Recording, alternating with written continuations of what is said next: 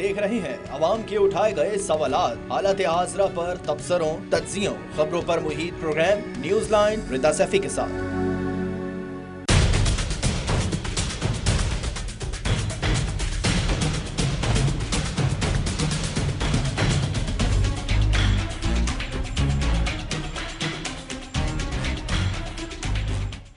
अस्सलाम वालेकुम, मैं हूँ रिदा सैफी। नाज़रीन, इलेक्शन कमीशन ने 14 सियासी जमातों को इंट्रा पार्टी इलेक्शन से मुतालिक नोटिस फरहम करने शुरू कर दिए। साथ ही साथ कागजात नामजदगी मुस्तरद होने के खिलाफ अपीलें भी दायर होना शुरू हो गई हैं।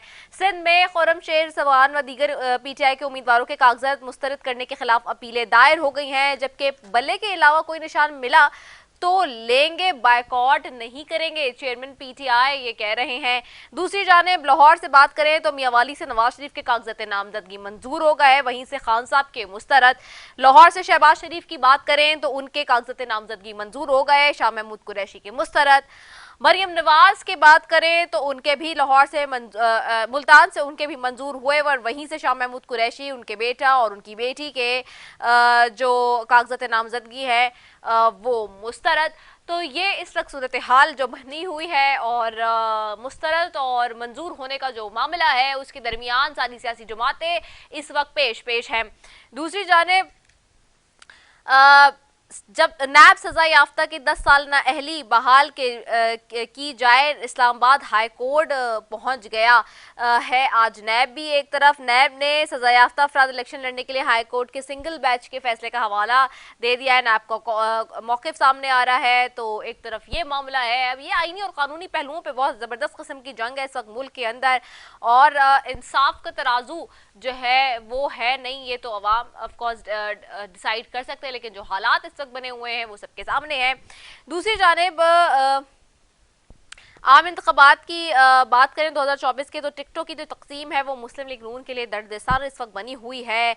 हमजा शहबाज कहते हैं कि साफ चली शफाफ चली ने तो शखाना की घड़ी तक नहीं बख्शी। अभी फिर इमरान खान साहब को जो है वो तनकीद का निशाना बना रहे हैं। दूसरी जानिब कहते हैं कि अगर बानी PTI को ना निकाला जाता तो मुल्क दिवालिया हो जाता। इसी तरह से जी पीपल्स पार्टी भी बहुत ज़्यादा पेश है, और इस सारी सूरत हाल पे बात कर रही है। ख़ास तौर पे मुराद अली शाह कहते हैं 8 फरवरी को PP कामयाब होगी, बिलावल को वज़ीर आज़म बनाएंगे। मुर्तज़ा वहाब कहते हैं पीपल्स पार्टी की तरजीह अवाम के लिए रोटी कपड़ा और मकान है।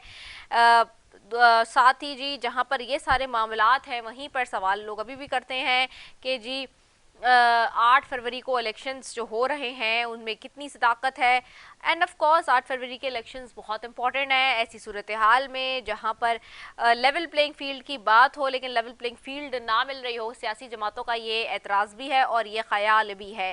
साथ ही साथ जहां ये सारे मामलात हैं वहीं पर 9 मई जलाओ घिराव केस में मुराद सईद और हम्माद अजहर समेत 51 मुलजमान की जायदादें जब्त करने का हुक्म सामने आया है। तो दूसरी जानिब फैजाबाद धरने में धरना कमीशन ने शहबाज शरीफ साहब को भी अब तलब कर लिया है। साथ ही जी NA 130 से नवाज शरीफ के कागजात की मंजूरी जो हुई है उसमें इलेक्शन ट्रिब्यूनल में वो चैलेंज हो गए हैं। पाकिस्तान अवामी महाज के सरबराह इश्तियाक चौधरी हैं जो कि नवाज शरीफ के खिलाफ जा रहे हैं। तो ये सिलसिला अब शुरू हो चुका है जी कि कोई किसी के खिलाफ जा रहा है, अपील दायर कर रहा है। अब वहाँ कोर्ट क्या फैसले करती है, बहुत इंटरेस्टिंग सिचुएशन है क्योंकि मामला फिर कोर्ट्स में जाएंगे। और पाकिस्तान में होता ये है कि जहाँ पर इंसाफ नहीं मिलता किसी इदारे से, जहाँ पर हम ये देखते हैं कि गवर्नेंस फेल होती हुई नजर आ रही होती है, जहां पे रियासत भी एट टाइम जो है हमें बहुत मुश्किल सिचुएशन से गुजरती हुई नजर आ रही होती है, वहीं पे फिर कोर्ट्स का सहारा लिया जाता है, खटखटाया जाता है दरवाजे और फिर वहां पे जाके जो है इंसाफ का तकाजा किया जा रहा होता है कि जी हमें मिले। बहरहाल ये बड़ा इंटरेस्टिंग मामला है। दूसरी जानिब जी 62(1)F में ताहत नाअहली पर अदालती फैसले इलेक्शन एक्ट का नफाज होगा, लार्जर बेंच जिस पर तश्कील भी हो गया है। तो बहुत जल्दी जी बेंचेस भी बन रहे हैं और बहुत जल्दी जी फैसलों की बात भी आ रही है। इसी सब पर बात करते हैं। सारी सिचुएशन में सियासी जमातें क्या कह रही हैं, बाकी सारे लोग क्या कहते हैं। मेरे साथ सबसे पहले मौजूद है आजिज दामरा साहब पाकिस्तान पीपल्स पार्टी से, उनको खुशामदीद कहूँगी। मेरे साथ मोहम्मद अजहर सिद्दीकी साहब हैं तहरीक इंसाफ से, आपको भी खुशामदीद कहूँगी। और मुस्लिम लीग नून से मोहम्मद मुइन वट्टू साहब मुझे ज्वाइन करेंगे, उनको भी खुशामदीद कहूँगी। आप तीनों मौजूद मेहमानों का बेहद शुक्रिया। सबसे पहले जी आजिज दामरा साहब आपकी तरफ आती हूँ। आजिज दामरा साहब, लोगों के कागजात नामजदगी मुस्तरद हो रहे हैं, मंजूर हो रहे हैं, अपीलें भी जा रही हैं कोर्ट्स के अंदर। ये लड़ाई हमें पाकिस्तान तहरीक इंसाफ और मुस्लिम लीग नून में तो नजर आती है। पीपल्स पार्टी के तमाम लोगों के कागजात नामजदगी मंजूर हो गए हैं, वो भी इस जंग का हिस्सा है, या फिर आप लोग के हर तरफ से मंजूर हुए हैं अभी तक कागजात नामजदगी जो है? जी आजिज सामने साहब। अपना फार्म जो कागजात से नामजदगी हैं, दो तरह के इशू जो हैं वो अभी तक रिकॉर्ड हुए हैं। एक तो सुना जा रहा है कि छीने जा रहे हैं, और दूसरी बात यह है कि फॉर्म रिजेक्ट भी हो रहे हैं। तो फॉर्म रिजेक्ट होना एक पेवरली टेक्निकल इशू होता है, और कुछ जगह पे हमारे लोगों के भी फॉर्म रिजेक्ट हुए हैं, मगर फिर अगला फोरम जो है वो उनको जो अपीलें हैं दाखिल करने का है। उसके बाद अदालतों में लोग जाएंगे, और छोटे छोटे कहीं कहीं ऑब्जेक्शन भी खत्म हुए हैं। तो वो तो एक टेक्निकल इशू है, और जिसके फॉर्म भी रिजेक्ट हुए हैं वो जारिए आगे अदालतों तक जाएंगे। उसमें देखा जाए कि फॉर्म डेलिबरेटली रिजेक्ट हुए हैं या उनमें कोई टेक्निकल फॉल्ट है। बाकी पीपल्स पार्टी के हवाले से आपने बात की कि फॉर्म हमारे बहाल हुए हैं। जाहिर है हम इलेक्शन लड़ते रहते हैं, तमाम अपना रिकॉर्ड जो है वो ठीक है। कहीं कहीं हमारे लोगों के भी फॉर्म रिजेक्ट हुए हैं, मगर वो भी अपीलों में जा चुके हैं। देखते हैं कि 10 जनवरी तक क्या होता है उसमें। ओके अच्छा, ये भी बताइएगा आजिज धामरा साहब, आपके लिए हालात साजगार हैं जैसे बाकी सियासी जमातों के लिए हालात नासाजगार हैं? पीटीआई पीएमएलएन गिले शिकवे अब करते हुए वो भी नजर आ रहे हैं। सबसे पहले लेवल प्लेइंग फील्ड का शिकवा आपने किया था, अब वो शिकवा दूर हो गया? देखिए, लेवल प्लेइंग फील्ड की जहां तक बात है तो उस वक्त असेंबलियां खत्म हो चुकी थी, और इलेक्शन शेड्यूल जो था वो पूरी कौम की एक डिमांड थी, नीड थी, वो नहीं दी जा रही थी। उसके साथ साथ जो थे वो हमारे लोगों के ऊपर प्रेशर था उस वक्त कि आप जो हैं वो कोई और पार्टी ज्वाइन करें। इस तरह के मामला थे जिसकी तरफ हमने इशारा किया था, और ये रिकॉर्ड की बात है कि हमने सिर्फ अपने लिए ये बात नहीं की थी, हमने तमाम पॉलिटिकल पार्टीज के लिए बात की थी कि सबको आजादाना तौर पर इलेक्शन में हिस्सा लेने दिया जाए, और तमाम लोगों को और अवाम को ये मौका देना चाहिए कि वो किसको चुनाव करती है और किसके अगेंस्ट फैसला करती है। तो हमने तमाम इलेक्शन के हवाले से ये बात की थी और सबके लिए ये बात की थी। सिर्फ पीपल्स पार्टी ने अपने लिए बात नहीं की थी, और उस वक्त वाहिद पीपल्स पार्टी थी जो इलेक्शन भी मांग रही थी और तमाम पॉलिटिकल पार्टीज के लिए एक सेफ ग्राउंड चाह रही थी। तो अब वो आपका जो गिला शिकवा था वो यानी कि दूर हो गया है? हमने उस वक्त भी कहा था कि हालात जो भी होंगे हम इलेक्शन में पार्टिसिपेट करेंगे। हम इलेक्शन में पार्टिसिपेट कर रहे हैं, और जो भी सूरत हाल होगी उसको हम फेस करेंगे। ठीक हो गया है, सही है। मैं मोहम्मद अली सिद्दीकी साहब आपकी तरफ आऊंगी। सिद्दीकी साहब, हम देख रहे हैं कागजात नामजदगी मुस्तरद हो रहे हैं, बड़े वाज़ेह तौर पे मुस्तरद होते हुए नजर आ रहे हैं। पाकिस्तान तहरीक इंसाफ के सबसे ज्यादा इस वक्त अगर देखा जाए तो कागजात नामजदगी हैं किसी जमात के अगर मुस्तरद हो रहे हैं, तो अब आपकी जमात के हो रहे हैं। क्या वजूहत है, कौन सी तकनीकी वजूहत है जिसकी बिना पर कागजात नामजदगी मुस्तरद हो रहे हैं? अजहर सिद्दीकी साहब, आपको मेरी आवाज आ रही है? मोहम्मद अजहर सिद्दीकी साहब, आपको मेरी आवाज आ रही है? बहुत शुक्रिया जी। जी जी मरिए जी। मोहम्मद साहब, आपको आवाज आ रही है? अजहर साहब, हेलो। जी जी अजहर साहब, आपको आवाज आ रही है मेरी? आ रही है जी। अच्छा, मैं सवाल, आपने मेरा सवाल सुना या मैं दोहरा दूं आपके लिए?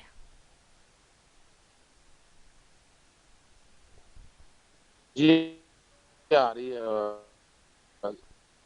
अच्छा, मोहम्मद अजहर साहब, मेरा सवाल ये था कि कागजात नामजदगी सबसे ज्यादा अगर किसी जमात के मुस्तरद हो रहे हैं, किसी सियासी जमात के, तो वो पाकिस्तान तहरीक इंसाफ नजर आ रही है। क्या वजूहत है जिनकी बिना पर ये कागजात नामजदगी मुस्तरद हो रहे हैं? ज्यादातर वजूहत टेक्निकली क्या निकल रही हैं? Hello ji hello.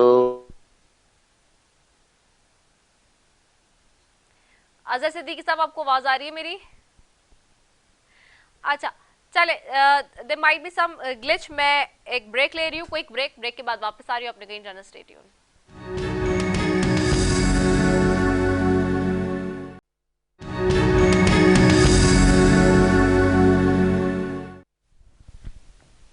Welcome back नाज़रीन। और ब्रेक पे जाने से पहले जी बात हो रही है कागज़ात नामजदगी मुस्तरद या मंजूर, दो चीज़ें हैं बड़ी अहम। मेरे साथ मोइन वट्टू साहब भी हैं।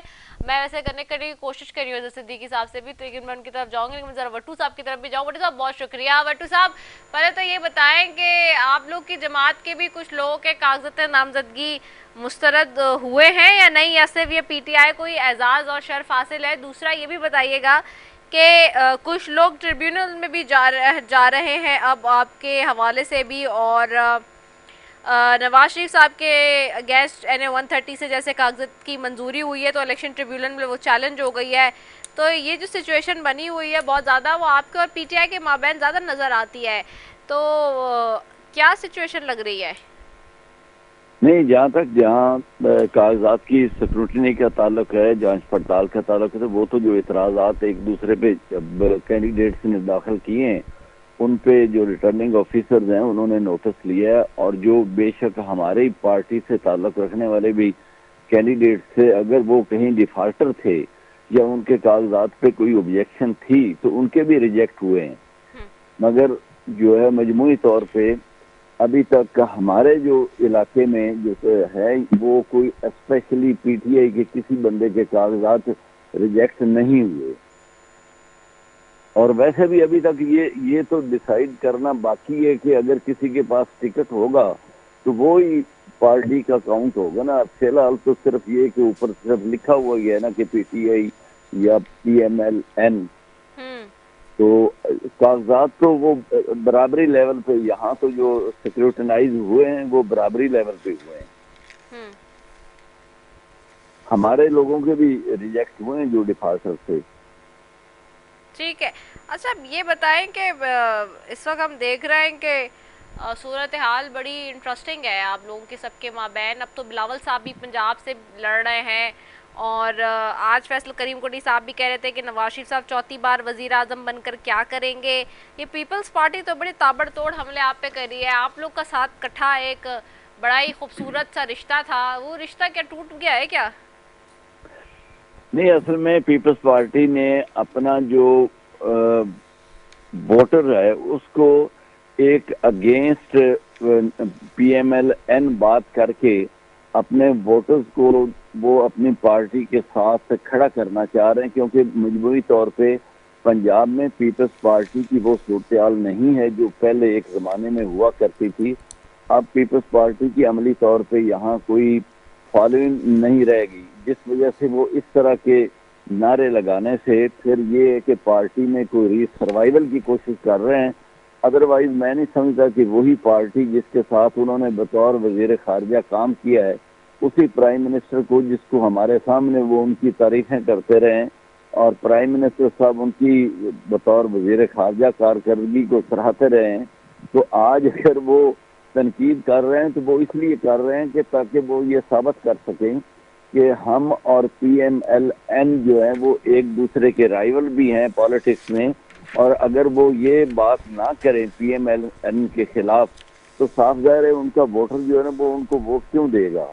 वो एक तरह से ये बताना चाहते हैं कि हमारी पार्टी की अलहदा एक हैसियत है, हमारा एक अलहदा वजूद है, हम नून लीग के साथ थे मगर अब हम एक दूसरे के साथ सियासी तौर पे एक दूसरे के मद्दे मुकाबले हैं और हम सियासी तौर पे एक दूसरे के खिलाफ हैं। हम हमारा अपना अपना मंशूर है, अपना अपना जो है हमारा एजेंडा है, इसलिए वो मेरे ख्याल में इस तरह की जो गुफ्तगू है वो इसीलिए कर रहे हैं ताकि ये जाहिर हो सके कि पीपल्स पार्टी और नून लीग जो एक दूसरे की जो राइवल जमाते हैं, ये मेरे ख्याल के मुताबिक और अपने वोटर्स को वो एक तरह की अलहदगी का वो बताना चाह रहे हैं। और ये भी इसीलिए कि मजलूमियत की बात कर रहे हैं कि उनको लेवल फील्डिंग नहीं मिल रही, तो ये दुरुस्त नहीं है। एक्चुअली तो पीपल्स पार्टी के साथ भी वही सलूक किया जा रहा है जो बाकी पाकिस्तान मुस्लिम लीग नून के लोग हैं या बाकी पार्टियों के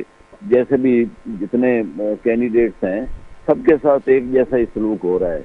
आपने पूछा था कि क्या पाकिस्तान मुस्लिम लीग नून के लोगों के भी कागजात यहाँ रिजेक्ट हुए हैं, तो हमारे यहाँ तो हुए हैं। अच्छा, ठीक हो गया। जो सही। आजिज धामना साहब की तरफ जाऊंगी। आजिज, आपको आवाज आ रही है ना? आजिज धामना साहब, आपको आवाज आ रही है?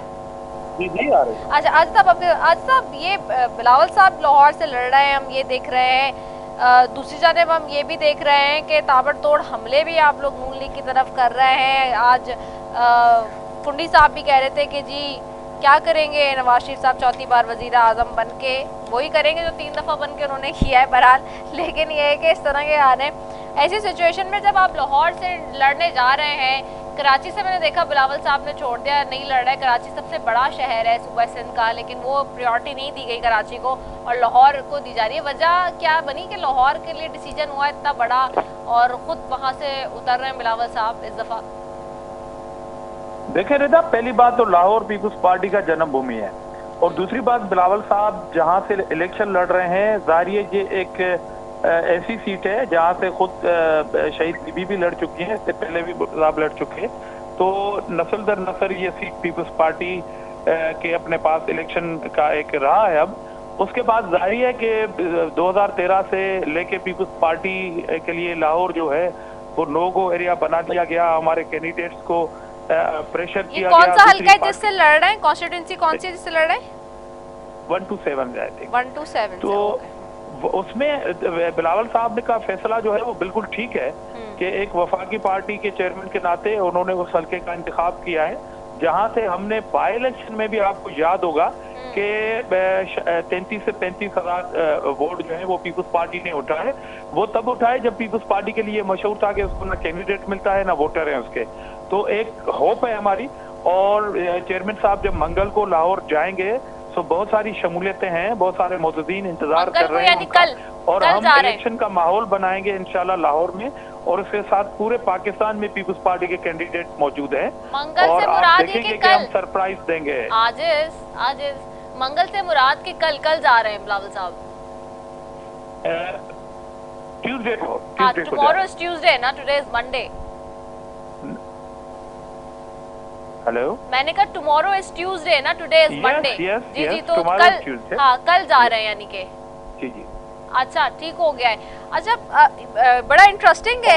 वहाँ हम इंशाल्लाह मुस्लिम लीग नून को सरप्राइज देंगे। अच्छा सरप्राइज देंगे, ये इसी पे मैं जरा बात करना चाह रही हूँ भट्टू साहब आपसे भी। मोइन भट्टू साहब 127 से ये बड़ा अहम हल्का बन गया है, जाहिर सी बात है क्योंकि अब बिलावल साहब वहाँ से लड़ रहे हैं। अली परवेज मलिक साहब को वहाँ से टिकट देने के मामला थे पहले, अब उनकी जगह चूंकि वैसे तो भी शहबाज साहब आए हुए थे, यहाँ पे डिस्कशन मेरा चल रहा था उनसे जब बात हो रही थी सारी चीज़ें, तो आई केम टू नो कि जी अता तारड़ साहब को टिकट दिए जाने का इम्कान है, जिसकी वजह से अली परवेज साहब जो है वो ज़रा नाराज़ भी हैं। तो ये जो सिचुएशन इस वक्त बन रही है, अनफोल्ड हो रही है। दूसरी तरफ इनफैक्ट साबिक वज़ीर आज़म नवाज शरीफ साहब ने जो है मरीम नवाज साहिबा को NA 119 से जो है वो उम्मीदवार के लिए उनको खड़ा करने का इजहार किया है, जबकि वहाँ से अलीम खान भी इलेक्शन लड़ने पर बज़िद दिखाई दे रहे हैं। तो जबकि आप लोग चाहते हैं कि उनको 117 से लाया जाए, ये कुछ इंटरनली चीजें चल रही हैं, इस पे कोई अभी तक फर्दर डेवलपमेंट हुई है भट्टू साहब? अच्छा रिदा, मैं थोड़ा सा एडिशन कर दूं कि तारड़ साहब जो है वो शिकवा कर रहे हैं कि बिलावल भुट्टो क्यों पंजाब आ रहे हैं, बल्कि हमने ये शिकवा नहीं किया है कि मियां शहबाज शरीफ साहब क्यों कराची से लड़ रहे हैं। हाँ ये भी है, लेकिन आप तो खड़े ही नहीं हो रहे ना, मतलब बिलावल साहब तो खड़े नहीं हो रहे ना, तो उनका तो वहाँ से निकल गया ना स्टेक। नहीं, हमें ये शिकवा नहीं है किसी से कि वो सिंध क्यों आ रहे हैं, उनको पता नहीं क्यों वहाँ पे नून लीग का डेडलॉक हुआ है MQM के साथ, यहाँ पे जो 242 वाला मसला बना हुआ है। अच्छा भट्टू साहब से मैं पूछूं, भट्टू साहब आवाज आ रही है आपको? जी आ रही मैं सवाल कर चुकी थी, जवाब दे दें जी। नहीं, अब ये देखें जहाँ तक हलकों के बारे में डिसीजन है कि किसने किस हलके से कंटेस्ट करना है, ये तो एक जो पार्टी का जो डिसीजन होता है और जो टिकट के लिए वोट बनाया जाता है वो कंसेंसस के साथ जहाँ पे सूटेबल कैंडिडेट और जिसको जहाँ से मुनासिब जो है वो कैंडिडेचर हो जिसका, उसी को ही टिकट दिया जाता है और ये आमतौर पे पार्टी का डिसीजन होता है। और ये पूरे जो है वो आप कह लें कि गौर व फिक्र के बाद जो है ना, गौर व फौज के बाद ये टिकट अलाट किए जाते हैं। इसमें कि कोई कहाँ से लड़ रहा है कोई कहाँ से लड़ रहा है, ये तो मेरा ख्याल है ये तो पार्टी का डिसीजन होता है, किसी की अपनी मर्जी तो हो नहीं सकती। लेकिन ये बारसूरत अहमियत जरूर दी जाती है कि जिसका एक सबका हल्का है, कोई एमएनई है, तो किसी हल्के से पिछली दफा कंटेस्ट उसने किया तो उसका उन लोगों से ज्यादा इंटरेक्शन होता है, तो फिर उसको उसी हल्के से टिकट दिया जाना मुनासिब होता है। मगर कोई ऐसी चीज नहीं है कि जिसमें बिलावल साहब भी अगर लाहौर से या पीपल्स पार्टी लाहौर से अगर आके हिस्सा लेना चाहते हैं तो उन्हें कंटेस्ट करना भी चाहिए, और मेरा ख्याल किसी को एतराज भी नहीं होना चाहिए।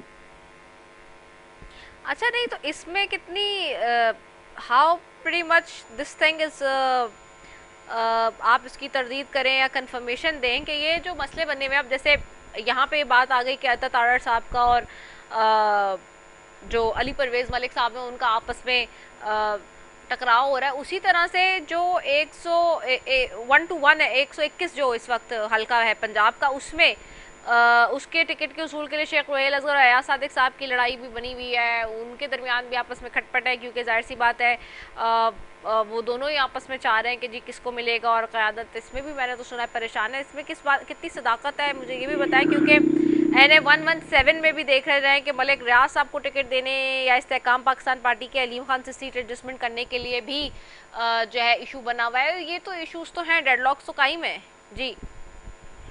नहीं, ये देखिए जहाँ तक पाकिस्तान मुस्लिम लीग नून के टिकट्स का ताल्लुक है तो वो मैं समझता हूँ कि ये पॉजिटिव एक कंपटीशन है कि अगर एक एक सीट पे मुख्तलिफ कैंडिडेट जो है ना उनका कंटेस्ट है और वो जोर दे रहे हैं कि जी हमें टिकट दिया जाए, तो ये एक तरह से पॉजिटिव जो कंपटीशन भी है और पार्टी की मकबूलियत भी है। इसीलिए शायद पाकिस्तान मुस्लिम लीग नून को टिकट देने में काफ़ी मुश्किलात और काफ़ी सोच विचार करना पड़ रहा है। और जहाँ तक कि बाकी पार्टीज का ताल्लुक है, जैसे आप अलीम खान साहब का कहना, तो मेरा ख्याल ये मकामी तौर पे हो सकता है कोई एडजस्टमेंट की भी। नहीं तो शेख रोहेल असगर साहब और अयाज सादिक साहब both very important persons for PMLN, तो क्या हल्के से कोई एक बैठेगा क्या फिर?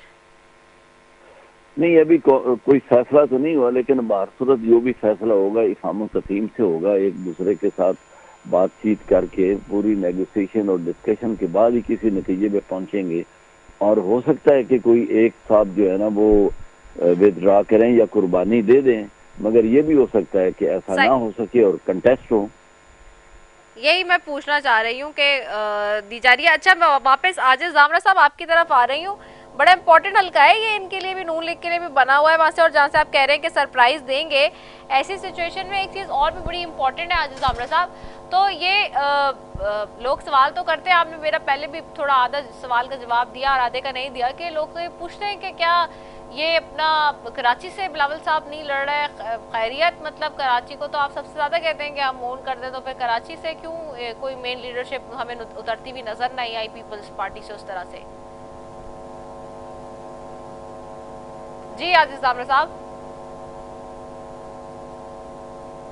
सॉरी, अगर आप सवाल रिपीट करें। जी आजिज, मेरा सवाल ये था कि कराची से बिलावल साहब नहीं लड़ रहे और खड़े नहीं हुए, लोग गिला करते हैं, शिकवा करते हैं कि पीपल्स पार्टी सबसे ज्यादा कराची को कहती है कि जी मुंह जबानी क्या मोहन करते हैं, लेकिन कोई मेन लीडरशिप में नजर नहीं आया कराची से खड़ा होता हुआ। देखें, ये पार्टी बोर्ड का फैसला था, और ये हमारे तमाम जो फैसले होते हैं वो मुशावरत से होते हैं, इसलिए ये फैसला पार्टी का है। और क्योंकि कराची से इस बार बहुत सारे उम्मीदवारों ने अप्लाई किया है हमें, इसलिए चेयरमैन साहब का ये फैसला था कि किसी और को हम मौका दें। और इंशाल्लाह आप देखेंगी कि कराची में जो मेजर पार्टी होगी, सबसे बड़ी लार्जेस्ट पार्टी होगी, वो पाकिस्तान पीपल्स पार्टी होगी। अच्छा, अभी से मतलब आप इस पे मुतमईन है? इसलिए मुतमईन है कि हमने जो लोकल बॉडी में अवाम ने एतमाद किया है, और हम 6 महीने में उनके एतमाद पे पूरे हुए हैं। आपने 2 दिन पहले मेयर, बल्कि कल ही मेयर की एक प्रेस कॉन्फ्रेंस है कि KMC में रिकॉर्डेड जो है वो बजट सेविंग हुई है।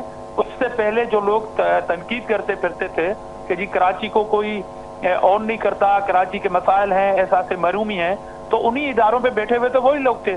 तो आज के मेयर की परफॉर्मेंस की बुनियाद पर इंशाल्लाह कल जो जनरल इलेक्शन होने हैं उसमें पीपल्स पार्टी सरप्राइज देगी। ठीक हो गया। अच्छा, ये तो एक तरफ ये मामला है, आप इसको कैसे देखते हैं इस मामले को? पीपल्स पार्टी का क्या स्टेक है कि अब हम देख रहे हैं नैब सजा याफ्ता की 10 सालाना अहली बहाल की जाए, नैब इस्लामाबाद हाई कोर्ट पहुंच गया खुद ही, मतलब ये तो बड़ा अजीब सा मामला है कि जो शख्स नैब से सजा याफ्ता होगा, 10 साल नाअहली होगी, वो नैब खुद ही उस केस को लेके, कि नैब तो जाहिर जाता है एक ऑटोनमस इदारा हो जाता है। जी जी, आवाज आ रही है आपको? जी आजिज, आवाज आ रही है? हेलो जी, अभी क्लियर है आपकी आवाज। मेरा सवाल नैब के हवाले से, नैब के केस के हवाले से, जो नैब गया है इस्लामाबाद हाई कोर्ट अपने ही मामले में कि जी जो नैब से सजा याफ्ता लोग हैं, 10 साल नाअहली हुई है, उस पे बहाल किया जाए लोगों को। आप इसको कैसे देखते हैं? पीपल्स पार्टी का क्या मौक़िफ़ है सारे मामले पे?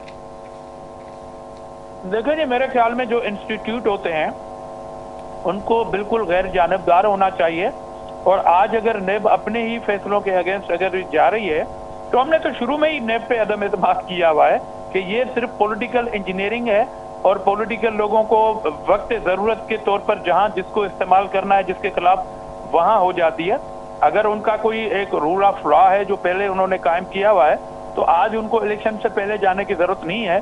अगर नेब जा रही है तो मेरे ख्याल में कहीं ना कहीं हमारा वो मौक़िफ़ ठीक साबित होगा कि नेब का जो इदारा है वो सिर्फ वक्ती तौर पर पॉलिटिकल इंजीनियरिंग के तौर पर इस्तेमाल होता रहा है।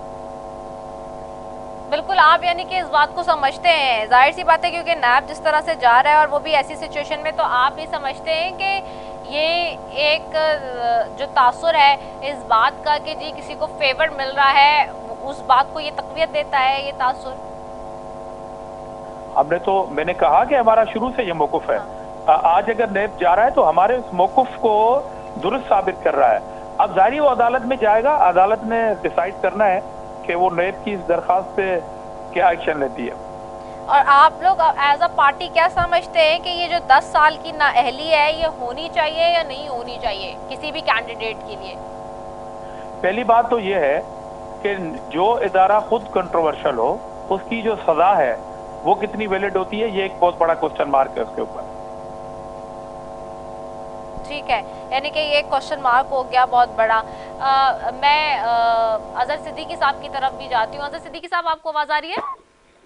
जी आ रही है। अच्छा, मोहम्मद सिद्दीकी साहब, आपसे मैं जानना चाहूंगी कि सबसे ज्यादा कागजात नामजदगी जो इस वक्त मुस्तरद हो रहे हैं वो पाकिस्तान तहरीक इंसाफ के हो रहे हैं। वजह क्या है? क्या तकनीकी वजह है, वजूहात है जिनकी बिना पर? मैं बता देता हूँ, देखिए 2-3 चीजें समझिएगा। पिछले तकरीबन 18-19 माह से पाकिस्तान तहरीक इंसाफ फसायत का शिकार है। उसको किस तरह कॉर्नर पर लगाया जा रहा है, जिस तरह हुकूमत कराएगी, जिस तरह ऑपरेशन रजीम चेंज हुआ, जिस तरह वोट खरीदे गए, आर्टिकल 63 का जजमेंट भी आ गया, और हम सब ने देखा। फिर हमने बासामिया वक्त से पहले तहलील इसलिए की, हमें पता था कि ये इलेक्शन नहीं कराना चाहते, इलेक्शन फिर नहीं करवाएगी। आज तकरीबन समझ लें 1 महीने के करीब, 1 साल के करीब हो गया, ना पंजाब के इलेक्शन कराएगी ना खैबर पख्तूनख्वा का। और इलेक्शन कमीशन इस बुरी तरह बेनकाब हो चुका है। मसलन क्या, उन्होंने हमारे में क्या लगाया कि प्रोविडेंट फंडिंग वाला केस, सबसे पहले केस ही कोई नहीं था, कुछ ही नहीं निकला उसमें। फिर तोशाखाना शुरू हुए, तोशाखाना में जबरदस्ती सजाएं दिलवाएगी, कुछ नहीं मिला उसके अंदर से। आज भी सजाएं दिलवा दी, सजाएं रेडी नहीं है। फिर तौहीन इलेक्शन कमीशन हुई, इलेक्शन कमीशन के बारे में कोई बात कह दी तो इलेक्शन शुरू हो गया। फिर इंट्रा पार्टी इलेक्शन, और उसके बाद फिर हमने बल्ले का निशान ले लिया। अब कब तक ये ज्यादती करते रहेंगे सारे प्रोसेस के अंदर? आर्टिकल 62 और 63 पर अमल दरामद करने के लिए और कोई सियासी जमात नजर आई है? सबसे ज्यादा कागजानामी हमारे मुस्तरद किए गए। किन बुनियादों पर? बड़ी मजेदार मुज़ाकरात की बात है। आर्टिकल 62 और 63 में 6 चीजें हैं। आप जोरी शरीक रखते हो, आप सजा याफ्ता हो, आप लोन डिफॉल्ट कर जाए, गवर्नमेंट ड्यूज आपने डिफॉल्ट कर जाए, या आप टैक्स डिफॉल्ट हो जाए। तो आप ये इसके अलावा कोई वजह ही नहीं है। फिर ये आपने दहशतगर्दी के पर्चे हुए हैं इस बुनियाद पर। अच्छा, आप मिसाल के तौर पर इश्तिहारी है, इश्तिहारी बुनियाद पर तो कभी आज तक आपने सुना ही नहीं है। इस हवाले से भी आप हैं या नहीं है, इससे क्या ताल्लुक है? इसका कागजात नामजदगी तक कोई दूर तक ताल्लुक नहीं है। लेकिन ये जितनी ग्राउंडें बनाई गई, यानी प्रपोजल उठा लिए गए, सेकेंडर उठा लिए गए, प्रेस कॉन्फ्रेंस करा दी, मीडिया चैनल पे ले आए, और क्या रह गया? लेवल प्लेइंग फील्ड या फील्डिंग इसको कहते हैं। तो फील्डिंग नहीं दे रहे हमें, फील्डिंग हमें दें, फिर हम देखें मैदान के ऐसे। ये मैं बता दूं आपको, आज ही साफ शफाफ इलेक्शन हुए तो पाकिस्तान तहरीक इंसाफ नंबर 1 पे हो गया। हाँ, पीपल्स पार्टी एक जमहूरी जमात है, उन्होंने कोई जंगें लड़ी है, हम उसकी हम समझते हैं कि वो बेहतर है, और देयर इज अ पॉसिबिलिटी कि वो दूसरे नंबर पे है। पाकिस्तान मुस्लिम लीग 30 नंबर पे आएगी, और उसमें कईयों की जमानतें जब्त हो जाएंगी। ये भी बताता चलूँ, क्योंकि वजह लोग समझ आ गया कि सारे निज़ाम को खराब करने में इस या पाकिस्तान तहरीक इंसाफ का जो कुछ हो रहा है वो नया निगरान हुकूमतों की शक्ल में या उनके ब्यूरोक्रेसी की शक्ल में सारा कुछ कंट्रोल जो है वही लोग कर रहे हैं, तो इसलिए लोग इन पे यकीन नहीं करते। हम आज भी कहते हैं कि साफ शफाफ इलेक्शन हो, साफ शफाफ इलेक्शन होंगे तो पाकिस्तान तहरीक इंसाफ बहुत बड़ी लीड से जीतेगी और पाकिस्तान के मुस्तकबिल का सितारा जो है वो पाकिस्तान तहरीक इंसाफ के पास है। जो प्लानिंग उन्होंने की हुई है, निज़ाम तालीम के हवाले से, कंप्यूटर टेक्नोलॉजी के हवाले से, फिर अब टैक्स कलेक्शन के हवाले से, एक्सपोर्ट ओरिएंटेड के हवाले से, एग्रीकल्चर को आगे कैसे लेके जाना है, और आपने लोकल जो पूरी दुनिया के अंदर सड़कों का जाल अगर बिछाना है, अगर मेट्रो अब सॉरी बुलेट ट्रेनें अगर चलानी है, अगर आपने हवाई जहाज का निज़ाम इंडस्ट्री बेहतर करनी है, तो वो सिर्फ और सिर्फ एक सियासी जमात के पास एजेंडा है और उसका नाम पाकिस्तान तहरीक इंसाफ है।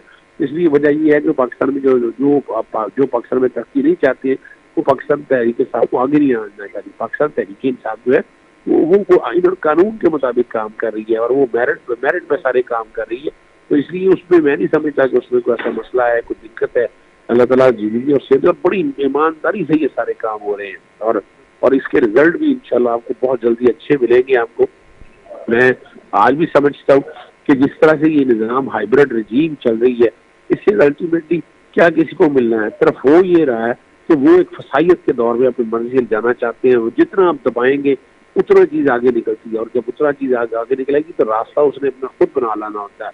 हम तो बुनियादी हकूक के तहफ़्फ़ुज़ आर्टिकल 218(3) इसके साफ शफाफ इलेक्शन कराने हैं। 220 तमाम इंतजामिया चाहे सूबों में है या प्रोविंसेस में, सेक्शन 8C इलेक्शन एक्ट का है। अगर आप सारी प्रोविजनों को पढ़ के देख लें, अभी बहरहाल इस पर अमल दरामद नहीं हो रहा। अगर इसको आइन और कानून के मुताबिक अमल दरामद हुआ तो न सिर्फ ये पर्चे खारिज होंगे बल्कि जिन्होंने झूठे पर्चे दर्ज कराए हैं उनके खिलाफ एक्शन भी लिए जाएंगे। अच्छा, इस पे ये एक और बात बताएं मोहम्मद सिद्दीकी साहब, क्योंकि आप क्विकली आपसे हम कनेक्ट नहीं कर पा रहे थे ड्यू टू आपकी तरफ थोड़ा सा टेक्निकल ग्लिच आ रहा था। आप एक चीज़ और भी मुझे क्विकली बता दें। मैं आपसे जानना चाहूँगी कि नैब सज़ा याफ्ता की 10 साल नाअहली के बहाल के लिए गई है, खुद अपने ही हवाले से इस्लामाबाद हाई कोर्ट पहुँच गई है। ये इसको कैसे देख रहे हैं आप इस मामले को? जैसे अभी आजिज़ धामना साहब कह रहे थे कि हम तो नैब के इदारे को मानते ही नहीं है, तो उसकी सज़ा को क्या बात करें फिर? देखिए, मैं एक बताता चलूँ आपको, ये नवाज शरीफ साहब की जो है ना ताहियात नाली 62(1)(f) के तहत हुई है पनामा में। इन्होंने एक अपना ना बैरूनी मुल्क भाग के इन्होंने दुबई के अंदर एक जालसाजी से कंपनी खोली। उस कंपनी में मुलाजिम शो कराया। मुलाजिम अगर लेंगे तो आप तनख्वाह देंगे और तनख्वाह लेंगे और वो हर चीज रिकॉर्ड के ऊपर आनी चाहिए, बताइए। और ये तनख्वाह लेते भी रहे हैं और सारी चीजों को देख। लेकिन क्या किया इन्होंने, समझना ये है कि इन्होंने बेवकूफ बनाया, इन्होंने तनख्वाह शो ही नहीं की। और 62(1)(f) है सादक और अमीन होने के हवाले से, और वो सादक अमीन आका है तो जहाँ हज़ूर नबी की सल्लल्लाहु अलैहि वसल्लम की कोई शक नहीं। लेकिन एक आदमी तो सच्चा और ईमानदार नहीं होना चाहिए, उसे सच नहीं बोलना चाहिए। नवाज शरीफ ने झूठ बोला और वो सारा जो उस बुनियाद के ऊपर जो है ना उन्हें ताहियात नाअहली हुई और ताहियात नाअहली में नजरसानी भी खारिज हो चुकी है। तो इसलिए उनके कागजात नामजदगी मंजूर किए वो गलत की है। वो अब सुप्रीम कोर्ट की इस जजमेंट को सामने रखते हुए वो अगर देखा जाए तो वो कागजात नामजदगी मुस्तरद होंगे। हाँ, वो अगर इसमें कोई एम्बिग्यूटी इन्होंने बनाई थी तो वो सुप्रीम कोर्ट ने ऑलरेडी मैटर टेकअप कर दिया हुआ है। सुप्रीम कोर्ट की जजमेंट के सामने वो मामला आएगा कि जिसमें लाहौर हाई कोर्ट के अंदर अगर मामला आ जाए तो वो उसके बाद दोबारा भी छेड़ा जा सकता है। जो फैसला फिर होगा सुप्रीम कोर्ट में चैलेंज किया जाएगा। ये है वो सारी बातें जिसमें हालात और वाक़ियात सही है। ठीक हो गया, बहुत शुक्रिया मोहम्मद अजीज सिद्दीकी साहब आपका, मोहम्मद मुईन भट्टू साहब आपका, आजिज़ धामना साहब आपका, तीनों मोअज़्ज़ज़ मेहमानों का बेहद शुक्रिया। नाज़रीन, हालात इस वक्त बड़े इंटरेस्टिंग है और बड़े सरप्राइजिंग भी हैं और ये सरप्राइजेज ऑफ कोर्स जिस दिन तक इलेक्शन होंगे 8 फरवरी और उसके बाद नताइज आएंगे वो भी बहुत और मज़ीद सरप्राइज कौन होंगे। तो ये चीज़ें इस वक्त चलेंगी और मुल्क में क्या अच्छा हो रहा है क्या बुरा है ये तो आवाम बेहतर तरीके से फैसला कर सकते हैं और वो जानते हैं कि कितनी ज़्यादा जो है यहाँ पर आइन और कानून की बालादस्ती है और कितनी नहीं, और क्या सिचुएशन है ये पाकिस्तान की आवाम बेहतर तरीके से खुद समझते हैं और इसके हिसाब से ही आइंदा आने वाले दिनों में इलेक्शंस में, जनरल इलेक्शंस में अपने वोट का इंतखाब कर सकते हैं। इसी के साथ ही अपनी मेज़बान रसफ़ी को दीजिए इजाज़त। पाकिस्तान जिंदाबाद।